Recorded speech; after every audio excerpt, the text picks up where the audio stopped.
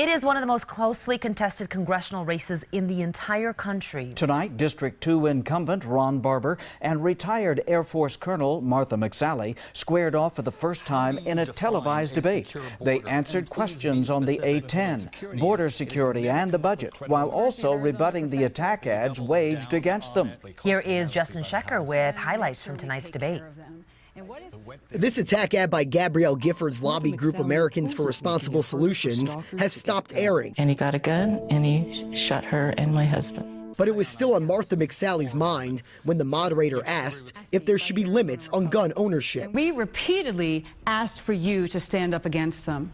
And Mr. Barber, you wouldn't do it. Day after day, you wouldn't do it. They finally took the ad down because it was so horrendous. And you have an opportunity now tonight to denounce that ad and apologize.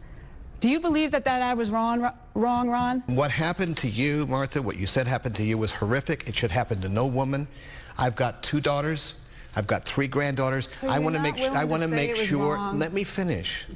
The problem with her position is that she still refuses to say we should expand background checks. Were you disappointed to get an apology on that ad there? I know he can't coordinate with those groups, but that wasn't the point. Silence is consent. I'm not going to be condemning something that I didn't do. A new McSally ad accuses Representative Ron Barber of skipping a hearing on the threats of ISIL.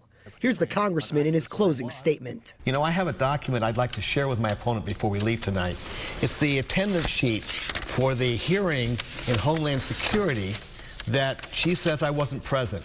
Clearly, I was. This is the kind of misinformation, misrepresentation that my opponent is engaged in. When people show up and they get checked off and then move on because they're, it's not a priority for them, they need to be held accountable. When it was time for him to ask questions about a very serious threat, he was not there.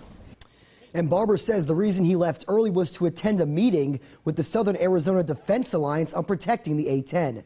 Now, throughout the debate, McSally cited her Air Force background as to why she's better suited to fight for the A-10 and deal with the national security threat of Islamic terrorists. There's a second debate next Tuesday in Sierra Vista. Back to you.